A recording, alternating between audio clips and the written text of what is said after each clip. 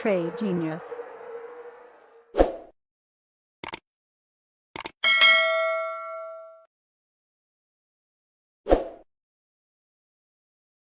Hey guys, it's Philip, and I'm here with Bob and another episode of the Trade Genius podcast. So, we wanted to kind of just jump right into things here and follow up from our discussion yesterday, basically talking about the Fed and their actions and how that affects the market. So, Bob, let's just jump right in. What do you want to talk about with the Fed specifically going into today's session? Yeah, so when we finished up yesterday, because we're getting a little long in the time frame, is a lot of people, and we talk a lot about this in the trading room. Is like, what's the Fed really trying to accomplish here, and are they accomplishing it? And is there any signs that tell us that the Fed is going to? I hate to use the word pivot because pivot means they're going to turn right around and start reducing rates. But when are they just literally going to stop raising rates and to assess? And I think we have put together a couple of really good charts to kind of help us kind of frame where the Fed is and what damage they've already done to some other asset classes, and also two charts that tell you what the Fed's looking for. And then Phil has some bonus charts to talk a little bit more about Fed liquidity and some of those things. So with that, let's just jump in and we can go through the charts. All right, let's do it. All right, so the first one we have on deck is this payroll, non-farm payroll chart. Let's switch over to that. There we go. So tell us what we're seeing here.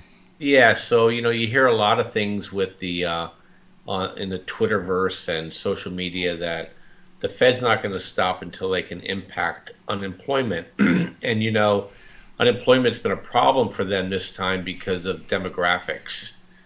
People are literally just retiring out from underneath them. There's not enough workers that are skilled in the positions that employers need, so they're loath to lay those people off because it's basically cutting into the sinew of the company. So they're having a hard time banging on that, and the people that are going to get laid off are basically the low income folks anyway in service industries that aren't going to have the impact that they want to have in terms of employment. But having said that, they are this chart kind of is a leading indicator saying, hey, it leads by 5 months out employment, and it looks like they're going to drive that thing into a negative employment print here between now and spring, which dovetails to, at least my point of view. I think you agree with me, Phil. I won't put words in your mouth, but I'm looking for a Q2, what I call the real recession in 2023. And just so I don't get any hate mail, yes, we're in technical recession right now, but my definition of recession is that when you start seeing unemployment do what we're seeing here, the old adage, right? You're in a recession when people are losing their jobs. Not that we have a technical recession because of inventories between China and the U.S. are causing that number to happen. So, but we're drifting in that direction here fairly quickly, and that's what this chart is telling us. So that to me is a check the box. Okay, the Fed's going to get their negative employment prints, and that's one of the things that everybody's looking for to give Fed cover to stop raising rates. Okay. So for you, those of you that are just listening to the audio, basically this chart shows two lines. One is the hiring plans momentum, and the other is the non-farm payroll month over month. The hiring plans leads non-farm payroll by 5 months. The hiring plan normally is a positive number. It's down at -8, which historically is a very, very negative number. So essentially, it's a very visual representation of the pain that's coming as far as payroll numbers over the next few months. And like Bob said, plays into that recession, because I think, like you said, the what they're playing games with is, we're not in a technical recession because the jobs numbers are good, right? But technically, I mean, and I think you agree, and correct me if I'm wrong, but if your GDP is contracting, you're in a recession, right? So we've had two, but probably going on three quarters now. And so, but now with the jobs numbers, looks like they're going to be tanking according to our leading indicator here on this chart. There's really no arguing the fact that we'll be in a recession well into next year. Exactly right. So it's the one that says, "Don't believe my lying eyes," but you can believe it when people you know are losing their jobs. So Right. exactly. And if you notice too, one thing is you see pink shaded lines where we hit recession. So Mm, this is a pretty reliable indicator of recession. The only time it didn't flash recession was because of the artificial unemployment from the response to the pandemic. correct. And we're going to get to that pandemic reaction by the Fed, and you guys will kind of see why it didn't matter what jobs were, and why the market seems so disconnected. But we'll get into that later on. So the next thing we're going to look at is this global SIFI chart. Let's transition over to that. There we go. So explain to us what we're seeing here, Bob.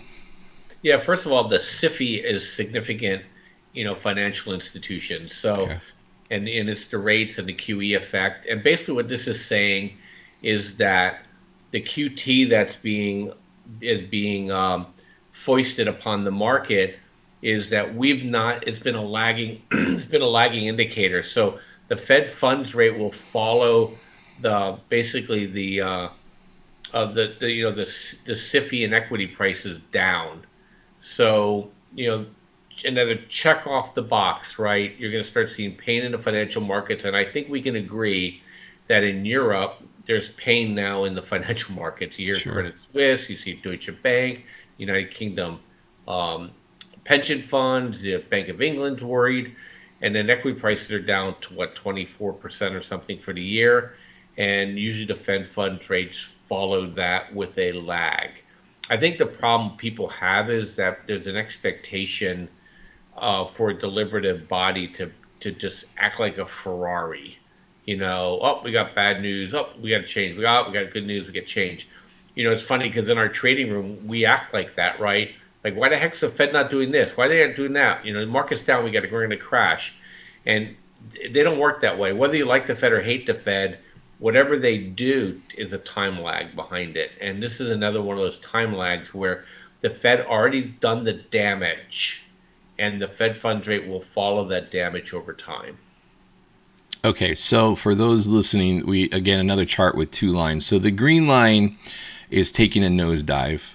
Okay, and just to summarize that green line again, Bob, that's representing. Yeah, those are equity prices and also the significant financial institutions. Okay, and so that's telling us that this other line that usually follows it is going to be the Fed funds rate. So those we expect to be coming down then in the next few months as well. Yeah, so we expect to see a QT to QE at the minimum. Okay, so yep. So another, and that basically goes with the philosophy that we get recession officially admitted by everybody next year, and then you would think, I mean, and historically they would start doing QE to follow the recession. Exactly. All right, so the charts don't lie. Okay, let's head over to this next graph, and this is going to be. I'll let you explain this. Yeah, so this next chart, and we're going to talk real estate a little bit more, so you'll probably see this chart again, is that one of the other things that everybody's complaining about is uh, as the New York philosopher said, the rents are too damn high, so because of the response to the pandemic, there was a lot of liquidity that got poured in. Big money doesn't need liquidity to live, so they took that liquidity and they just started buying up the stock market and the real estate market. And so we got to a point now, and you had negative rates, so you had these massive cap rates. It was a no-brainer to buy real estate. Well, the numbers on the left-hand side, represent the numbers on the left-hand side represent the cap rate. And a cap rate is just, basically the return on the asset, right? It's the net income versus what you paid for it. Okay, it's the yield. And this thing now this is the investment rate for real estate.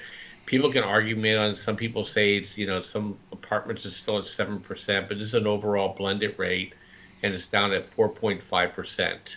Okay, and you had the Fed funds rate now, I think, is at 3.25%. And so the rule of thumb in real estate investing is that you need to have a cap rate that's 2.75% above the Fed funds rate. Well, we're not there yet. And if you want to extrapolate that out into a number, that means real estate, investment real estate in general, overall, is 40% overvalued. Okay. Wow. You don't see that in the pricing because real estate is sticky. So, I'm not selling my house for 40% loss. I don't think you're going to sell yours for 40% discount. So people just don't sell. So what you normally see in these situations at first is you see sales collapse. And I think we can all agree that sales have collapsed in the real estate market. And so you have companies like BlackRock and Zillow and Redfin that are abandoning markets now and selling their portfolios off that they were holding to make money, basically being landlords. And ironically, in 2008, BlackRock took a $1 billion charge for doing the same damn thing. It's so funny. These people don't learn. They don't care. They make money when it goes up and they bail out fast when it goes against them. My point here with this, and we'll talk real estate in another podcast, is that the Fed accomplished this goal. And I'm looking for data that kind of gives me a lag on when prices to rent changes. Okay. I don't have anything satisfactory, and I don't know if I will because of the just the nature of what happened with the pandemic response and demographics. I don't know if we're going to get much of a push down near term in rents unless we start seeing what I would call sales increasing on lower prices. We basically create the inventory. And so, but this is showing you that the Fed killed the speculative fervor in the real estate market. And if you think about it, right, when you trading assets, what's available to you, right? You can be in the stock market, right? You can be in the bond market. You can be in precious metals, or you can be in cash, or you can be in real estate, and you can say some exotic stuff. So, we're showing you here is that, having a job might be a challenge for you. Stock market has been punished. Real estate market has been punished. I don't have to show you the bond market chart. The bond market has been pummeled, right? And then even cash is not a great deal because inflation is still higher than cash, but cash is nominally safer because you don't see it going down every day. It's kind of hidden from you. So that's that's real estate. So that's another check mark off the box. The Fed says, I killed the speculative fervor in real estate. Okay, so real quickly to recap, so this 4.5% over here on the cap rate, you're saying that that equates to 40% overvalued currently? Yeah, so if the Fed funds rate is where it's at, you take the 2.75%, you add it to the cap rate, you're saying, hey, the cap rate needs to be, 2.75% over 3.25. So whatever that number is, 5 point something. And that's, and if you do the denominator on that, it's 1.4, right? So it's 40% nominally overvalued by 40%. The point here is that you're not going to make an investment in real estate at current prices, at current Fed funds rate. Nobody's going to lend you any money to do it. And in fact, I don't know if we talked about this yesterday. Everything blends with me here. We talk about so much all day long. Is that you can't get a bank to lend you money in most commercial real estate right now for any reason whatsoever. So it's because they're all upside down. Got it. And guys, the only guys doing any kind of building right now are Legacy, right? They already had the money approved, or their hedge funds, and they're using clients' cash. Right. But those are in process for the next 2 to 3 years. I doubt anybody's starting up anything new at this point. Right. Okay. I got you. And and then the if they walk away from the MBS purchases, the mortgage-backed security purchases, which will affect, and I don't know if people know this either. I'll go on a little tangent on real estate, but as far as the mortgage rates goes, but most people believe that the mortgage rates are tied to the 10-year, but in reality, if you look at the MBB ETF, which is the MBS ETF, that's really the driver. If you look at how rates react, the price of the MBB is directly has an inverse correlation to the rates, the mortgage interest rates. So if the Fed walks away from that, you guys can pull that chart up at home. Just type in MBB. That's the symbol. you'll see how that thing's just been going straight down and mortgage rates have been going straight up. So if the Fed walks away or rolls off their balance sheet, which has a huge holding of MBS, mortgage-backed securities, you're going to see even more pain in the interest rates on mortgages, which will further stifle home buying. So we're already quickly at 7%. At the rate this is going, we'll be over 8%. So all of that kind of goes hand in hand, I guess, in killing the market, at least for home buyers. Home buyers that need financing, right? But cash buyers, the wave of cash buyers probably is drying up at this point now too. We saw that during the COVID, right? Yeah, I mean, look, you can't justify buying investment real estate at these levels unless you have some super long horizons. And it's funny because you're from Hawaii, Phil. Cap rates in Hawaii are even lower than this. So this is just a blended average. There's pockets where people are moving into, sure. But as a general rule, the Fed is achieving its goal of eliminating the fervor of investing in real estate, in general, and stock market in general. Got it. All right, very cool. Okay, so pivoting back to the Fed, I know you wanted to touch on inflation. So let's bring up this next chart, and this is our PCE inflation annual rate. So maybe you could discuss what exactly we're looking at here.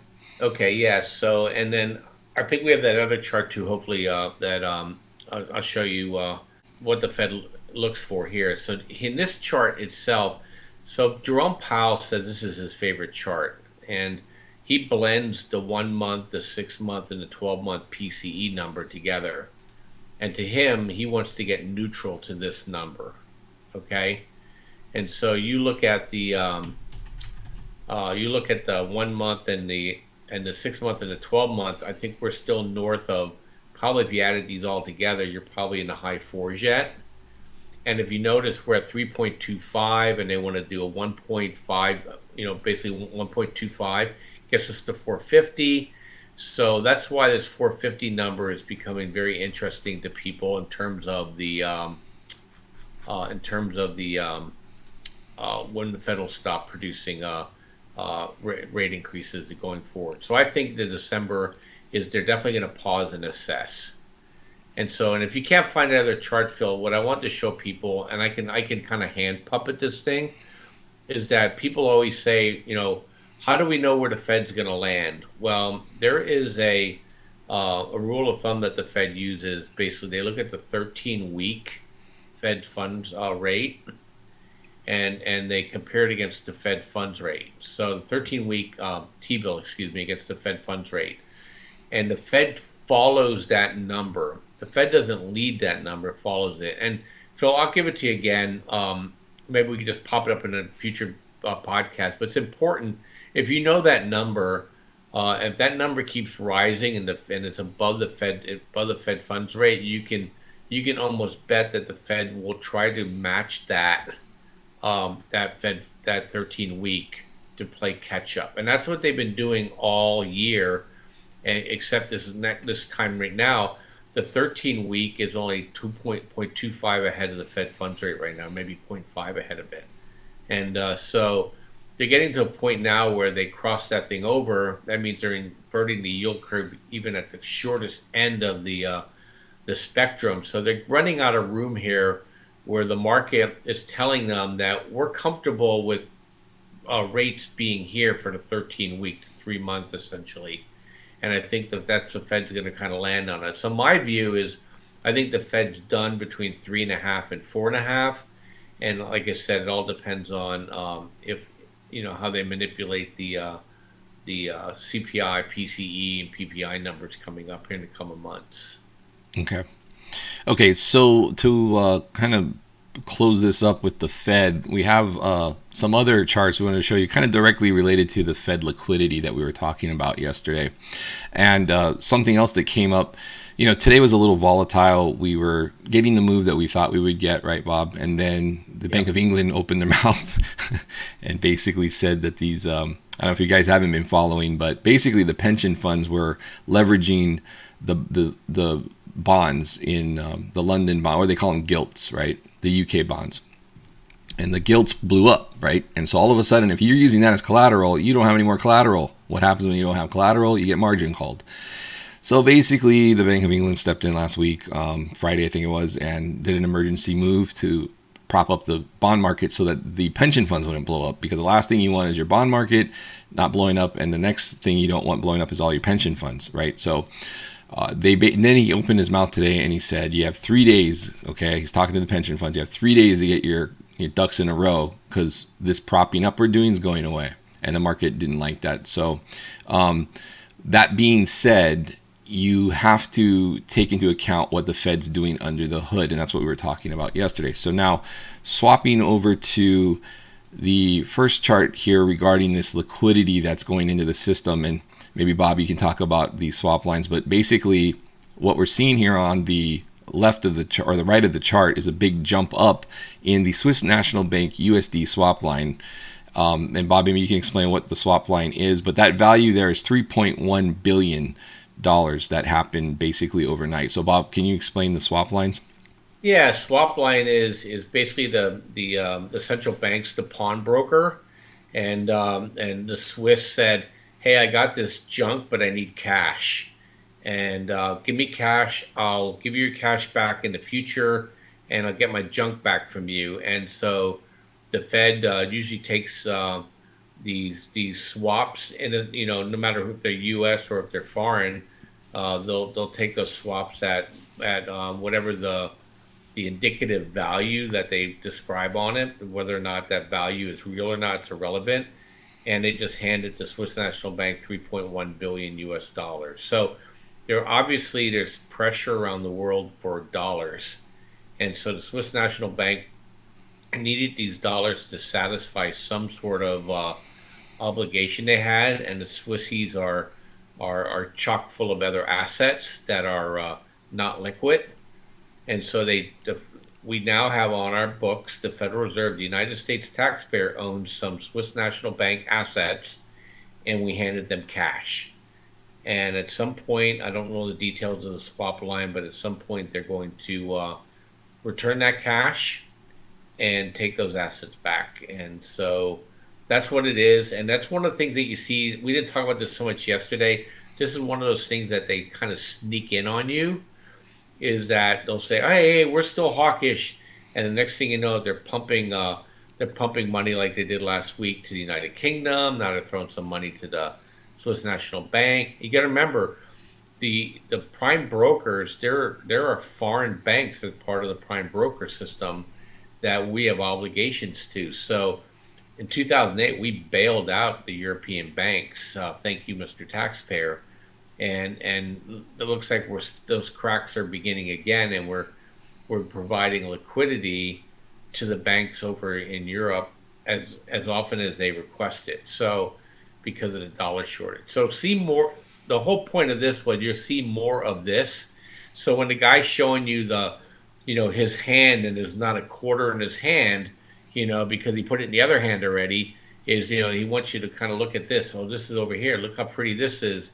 And while they're doing this over the other side. So you'll see more of that. If you start seeing activity in Brussels, right, entering the markets, that's the Federal Reserve's foreign operation in action. At least it was in 2008, 2009. So keep an eye on swap lines. You see more of that. That's the Fed providing liquidity via foreign banks. Got it. Okay. So yeah, really, it's just another form of QE, isn't it? Give me your troubles. Yep. Give me your troubles, and I'll give you money, and we'll figure it out later. Yeah, monetary statute of liberty. Right. So we've got basically the Fed talking out both sides of his mouth, I guess, is the easiest way to summarize what's going on here. So now we're going to go last couple of charts here before we go. We're going to show you basically the visualization of how that Fed net liquidity pours into this market. Now this chart here. And for you guys that are listening on audio, I would encourage you probably to take a look at the YouTube broadcast of this when you get a chance, because it really is helpful to see these charts. But you're essentially going to see where the fuel for this market is coming from. Now, this is a weekly chart of the S&P 500. This is the E-mini futures, but the SPX symbol will look very similar. And what it's showing you is that it has this blue shading, this area here behind the candles. And you'll notice that in 2020, when we had the COVID crash, basically, right? And you guys are wondering, like, man, the market recovered so quickly. Look what happened with the Fed liquidity, right? They essentially poured more money than they've ever poured into anything ever into this market and spiked it. And of course, the market, regardless of what's going on in the world, regardless of the economies largely shutting down, the markets went straight up. And it was because it followed the amount of liquidity being poured in the system. And then you look at the top there where you see that little risk off sign. Okay, that's where we basically engineered a signal to read the flow. And what's interesting about that is we actually had risk on going into the Q4 basically of 2020, because at that time, there was no COVID and everything was humming along. But the crash and the subsequent pouring of money came in so quickly that it never really triggered risk off as far as the Fed liquidity goes. And as such, we recovered that entire move in short order. But when we got to the top, now, the Fed started tightening right at the beginning of 2022, basically. And we saw that flow change, right? It started to taper off and turn down for the first time since they panic printed in 2020. And so we got that risk off signal, and it's been risk off on a weekly basis since then. And until we see a major change in the Fed, or I guess you would say the Fed pivot at this point, that's what everybody's looking for. Until you see that, we're not going to get a risk on signal. So that probably at the rate we're going, unless something drastic happens here and you get some kind of systemic issue like a Lehman 2.0. Barring that, you're probably not going to see risk on until probably Q1, wouldn't you think, Bob? Yeah, no, absolutely, because it's a bit of a lagging indicator. And the really cool thing about this chart that blows me away is that, how you always look to say is the stock's overvalued or undervalued based on something, right, from a tactical standpoint.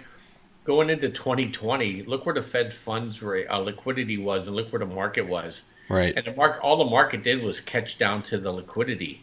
Yeah. So the market got ahead of liquidity, and the pandemic simply was the excuse. Right. And so I look at this on the shorter time frame to say, are we over or undervalued against liquidity? Right.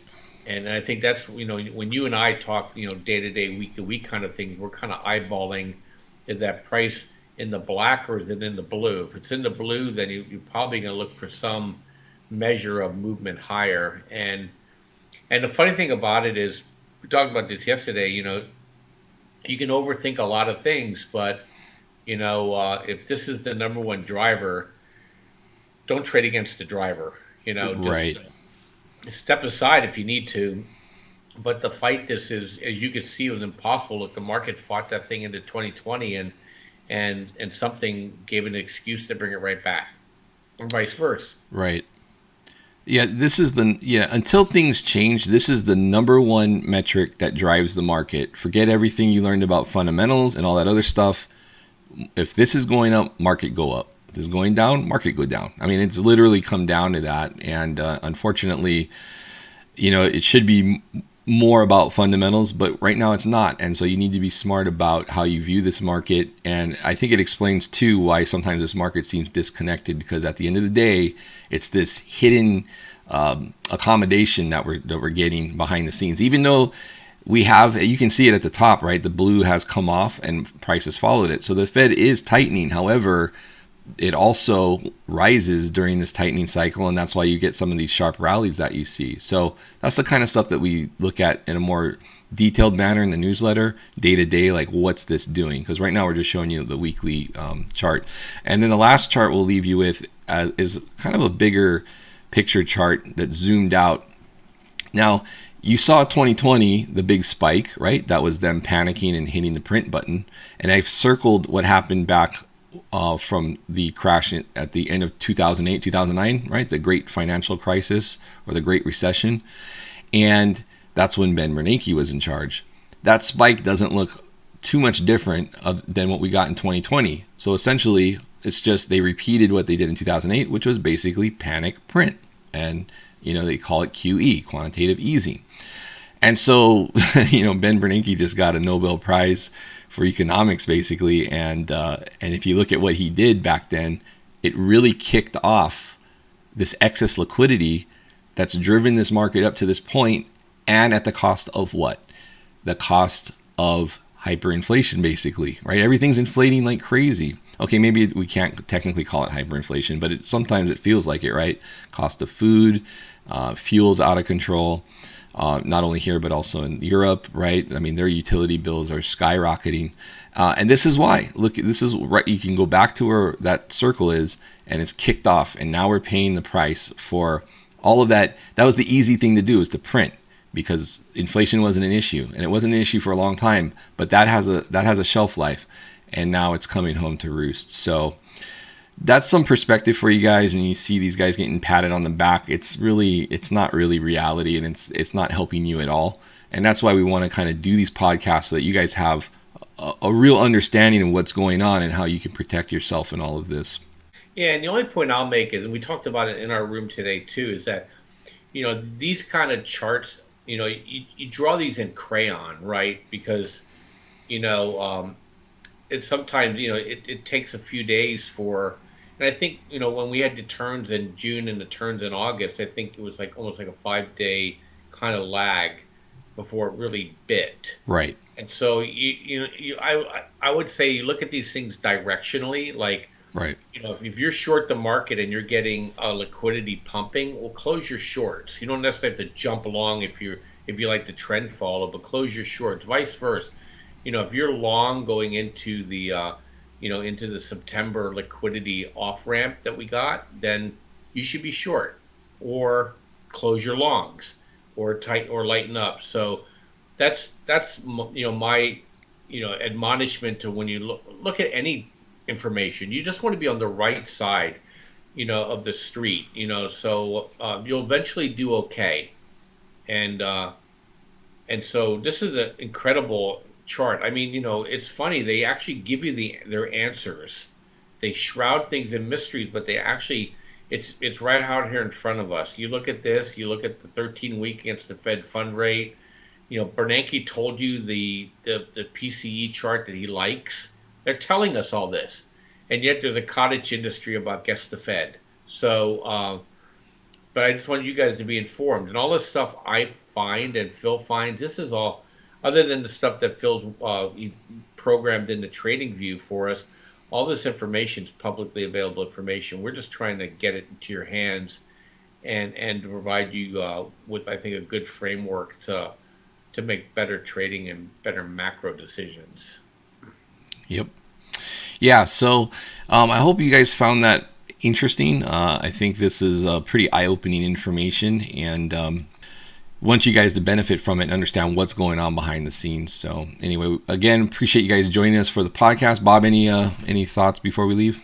Yeah, tell your friends about this. I mean, I think we're going to give you guys, I think, incredibly good information. We're going to avoid the doom. We're going to avoid the glee. We're going to try to make you guys make money and learn how to make money and basically learn the tools to make money. So, hit the notification, subscribe, tell people that you know. And also your comments are definitely appreciated. So number one is we kind of know where to steer the boat based on, what you guys like. And number two, the more comments we get, the better the YouTube algos like it. So you can support us that way. And we love the interaction. We got your feedback. We're going to talk oil. We're going to talk gold. So we're gonna get to all those sectors. There's so many topics, and we're not going to be so trade centric all the time too. If there's something cool from a macro standpoint, like a great industry to get your kid into and going to launch into life and stuff like that, we'll swing in those directions too. Anything to help you with your financial life, we're going to do from a macro standpoint. I'm not going to tell you to buy life insurance, any of that crap. It's going to be more, hey, these are really cool areas for you to be paying attention to. So I really appreciate it, Phil. I thank you. And then we'll probably Friday, I think people are asking about crypto. So, if Phil's open to it, I'll give him a wink now. Think about maybe doing a crypto Friday or something, Phil, and just kind of give people a lay of the land where we are. Exciting times in crypto land. Even though the prices aren't skyrocketing or falling, there's a lot of money to be made in the nether regions here, and we're coming up to some pretty exciting times here in the next 18 months with Bitcoin et al. So I think we'll definitely try to get sneak a crypto in every week too, to satisfy that level of interest too. So thanks, Phil. Thanks a lot. Appreciate it. Sure thing. And then real quickly before we go, we do have PPI, which is a high impact economic number tomorrow. Your take on that, because that's going to come in, and the Fed minutes too tomorrow. So real briefly, your take on that going, that's 2 days before the big CPI number that everybody's waiting for on Friday. So what's your take going into that tomorrow? Yeah, I think we're still drifting down. I looked at month over month food. I looked at month over month energy. This is the August and September number. They fell pretty aggressively. So depending on how they smooth the data, I think there's even a possibility for a negative, CPI print or a PPI print. But I think it's going to be pretty benign. Okay. So maybe they've priced in some of what we're going to hear about toward Friday then. We shall see. I was wrong last month, so don't take me as gospel. Yeah. Well, I think, not to put all the burden on you on that call, I do think that a lot of this has been priced in as by just the fact that we're down at the 200 weekly moving average. And unless we're, liquidating across the globe in a cascade event, we typically will get like a week or two bounce off that level because it's a significant level. So I think some of this has been priced in. And obviously, if the CPI inflation print is high and jumps up to like 10 or 11 or something crazy like that, I think the market's going to freak out. But this market was kind of fighting the Fed on pivoting until the Fed hit him over the head like on the fifth time saying we're not pivoting. And there's really no data right now to support a pivot until, unfortunately, it would be something like a systemic crash that would force their hand. Otherwise, I think the market's starting to digest that and hence the weakness. But we'll get into some cycle charts in the coming podcast so you can kind of see how this market's been ebbing and flowing as well. But anyway, don't want to take too much of your time. So thank you again, Bob, for your time. Appreciate it. And guys, thank you for your time. And please hit like and subscribe. Like Bob said, really helps out our channel. And until tomorrow, you guys have a great evening and we'll talk again.